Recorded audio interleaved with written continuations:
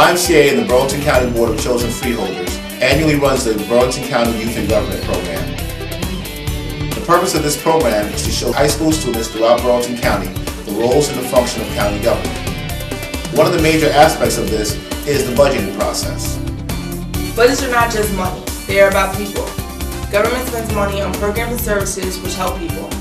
If tax dollars are spent foolishly, then all taxpayers are the victims. But if government fails to properly fund a necessary program, lives will be placed in jeopardy. County residents and voters will always get the final word on how good a budget job we've done. As elected officials, their challenge every year is to maintain the level of services without raising taxes. Therefore, decisions will have to be made by these students as to how to provide the services in the best possible light without increasing the amount of money required from the taxpayers.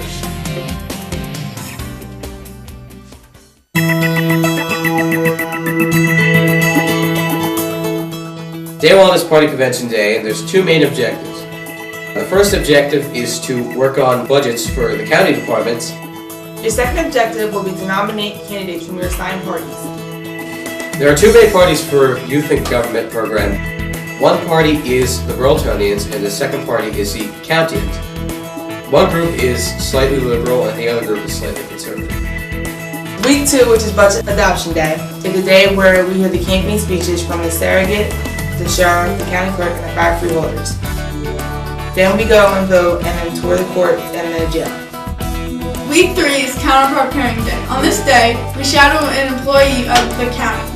We experience jobs in the real world, and we really get to feel how it is to work in their position.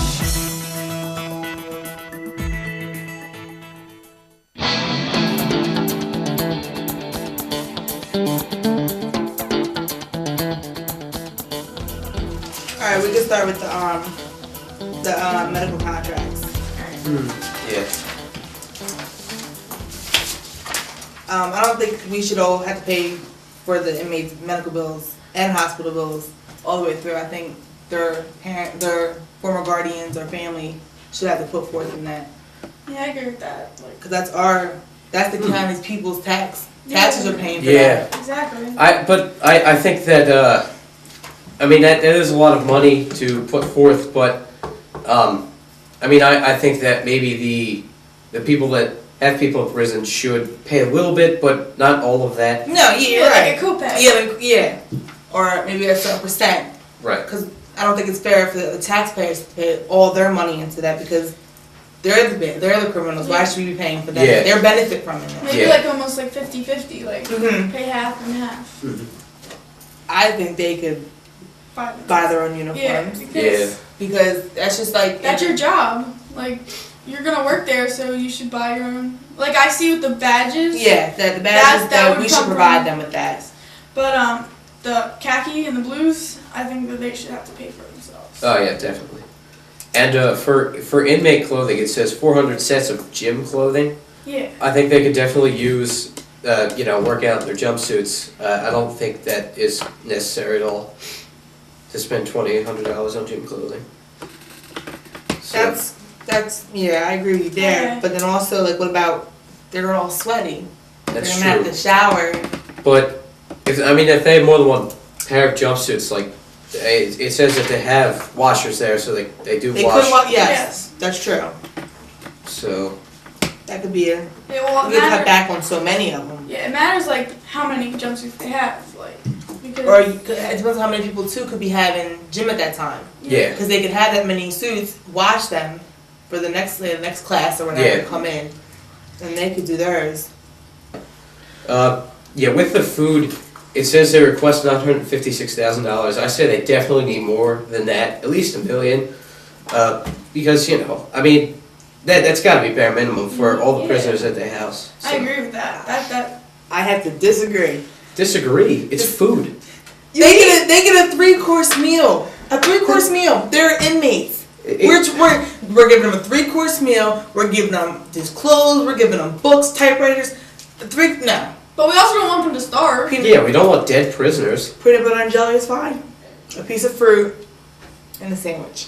piece and a of drink. cheese. And I think Wouldn't that's you get bored with that What if you you had it thinking every about, day? man? That's crazy. They should have thought about this before they got in jail. Pretty soon And you're going to committed be the talking crime. about getting rid of the buildings and everything. Get And, rid of water. No, I mean- no. I just don't think it's a 3-course meal. 3-course meal. They gotta eat. A nice breakfast, a nice lunch, and a nice dinner. well, it's not necessarily nice. I think it's bare minimum there. Would you feel like you were in jail if you were getting this kind of luxury? Yeah, probably because there's bars in front of me. Not when you're eating, you're in a lunchroom.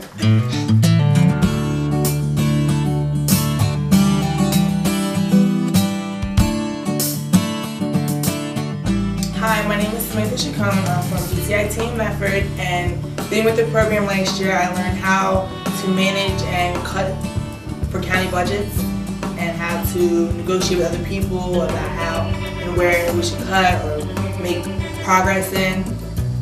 Hi, I'm Heather Beam. I'm from Burlington County Institute of Technology, Medford. And last year I learned about the voting and a lot about the voting process, and it was just very educational. Hi, my name's Paul Barnett. I go to Seneca High School, and what I learned last year is that being an elected official is not a very easy job, but it can be very rewarding.